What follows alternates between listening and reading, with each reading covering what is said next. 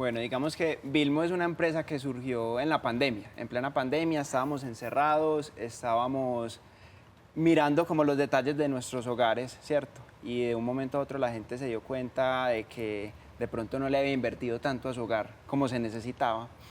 Y la gente empezó a comprar mucho muebles y productos de hogar cuando estaba encerrada. Entonces ahí empezó la idea, ahí surgió la idea.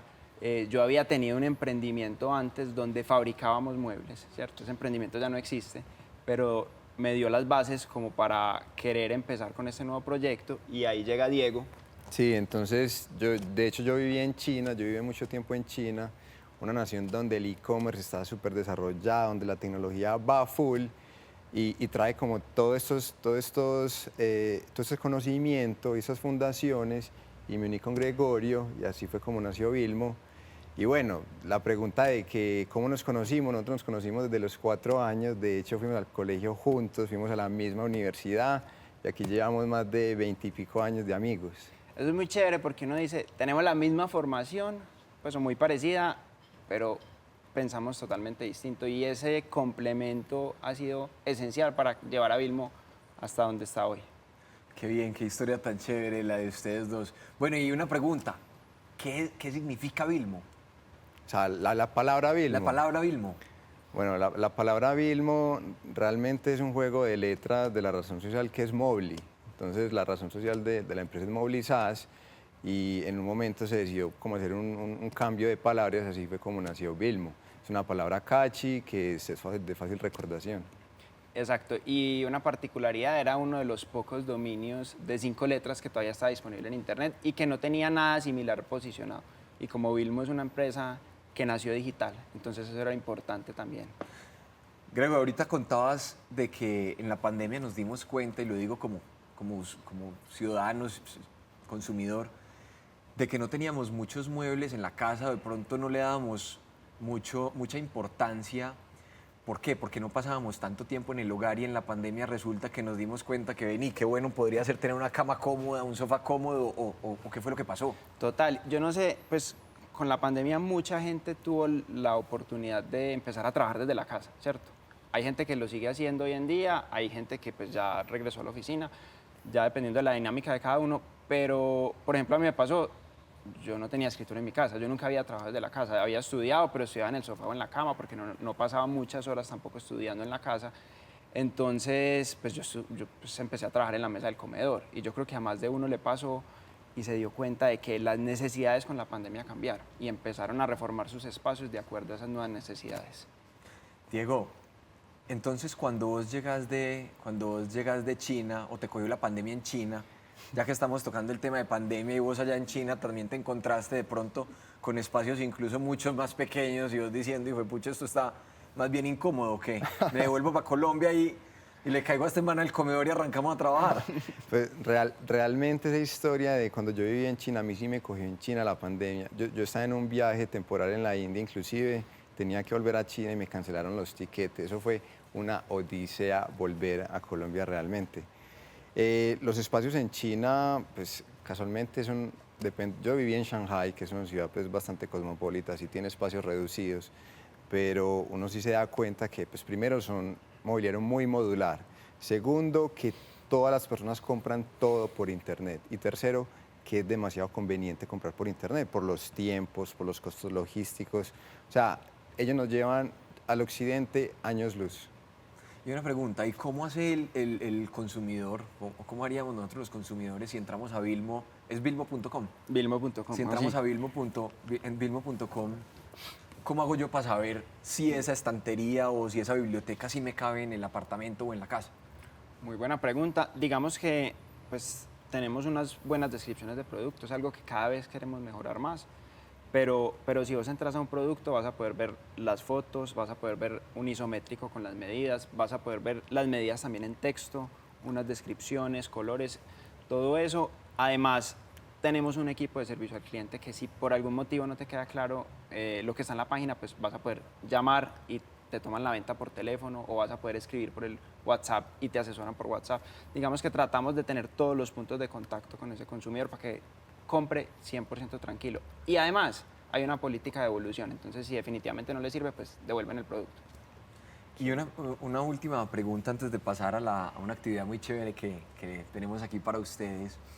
Diego, si yo soy un consumidor que, digamos, ha tenido retos, todavía vemos el Internet, de pronto en algunos lugares vemos algunas barreras para la compra en línea, ¿cómo desde Vilmo podemos garantizarle seguridad, transparencia, tranquilidad a ese consumidor? Eso es muy buena pregunta y ese es uno de los problemas que identificamos desde un inicio, cuando se creó Vilmo.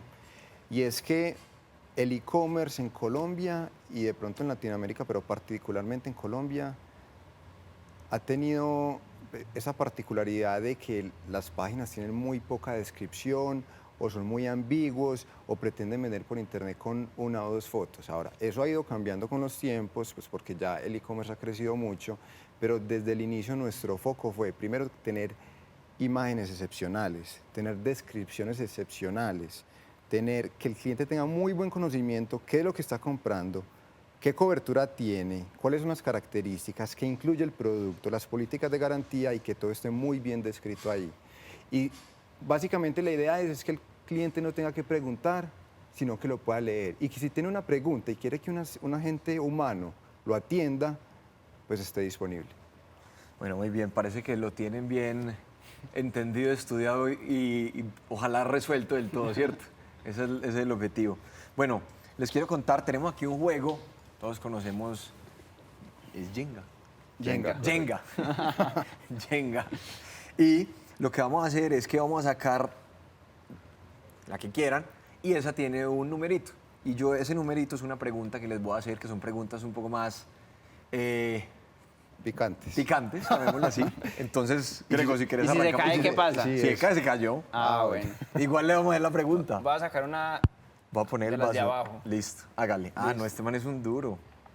A ver, ¿número qué? 16. 16. Bueno, Grego, ¿está de acuerdo con que los emprendimientos tienen que ser poco éticos para obtener ventaja comercial? No, no, para nada. No estoy de acuerdo con eso. Yo creo que, pues uno como ser humano, o al menos así lo veo yo, hay unos principios que son innegociables, ¿cierto? Y si esos principios se salen, pues como de... perdón, si algo en los negocios se sale de esos principios, está mal hecho, pues en mi opinión. Y esos principios pues van con la ética. La ética es una definición que de pronto cada uno puede ver de una manera distinta, pero no, pues no se deberían salir. Súper, de acuerdo contigo. A ver, doctor Diego, Saco. adelante, por favor. Jue madre. No, vamos a tener que cambiar de juego. le cayó. Esta gente... Ah, eso es un 6 o un 9. Vamos a ver qué pregunta es cuál, a ver cuál le hacemos. A ver. Bueno. ¿Cree usted que el gobierno facilita u obstaculiza el emprender? Por lo menos en Colombia. Pues yo creo que el gobierno debería promover y facilitar el emprendimiento, pues porque, y eso pasa en Vilmo, cuando uno emprende, uno genera empleo. De hecho es algo que nosotros hemos visto, hemos sentido y es algo que nos llena demasiado y es ver cómo varias familias de nuestro equipo pues pueden proveer a su familia por el empleo que Vilmo les da. También tenemos otro impacto social y es como hemos subsidiado productos a personas y familias que son de muy bajos recursos en lugares muy aledaños y nos escriben por WhatsApp o por cualquier canal y nos dicen, Vilmo, muchas gracias, por ustedes tengo mi primer cocina, porque cocinaban en unas cocinas hechas de ladrillos y todo esto es gracias al emprendimiento que tiene Vilmo. Entonces yo creo que emprender también tiene impacto social y el gobierno pues debería promoverlo. Esta pregunta no está ahí, pero ya que estás hablando de todo el tema de financiación, me parece interesante, quien quiera responderla, ¿cómo montaron ese modelo de financiación? Es decir, ¿a quién le prestan, cuánto le prestan, cómo le prestan?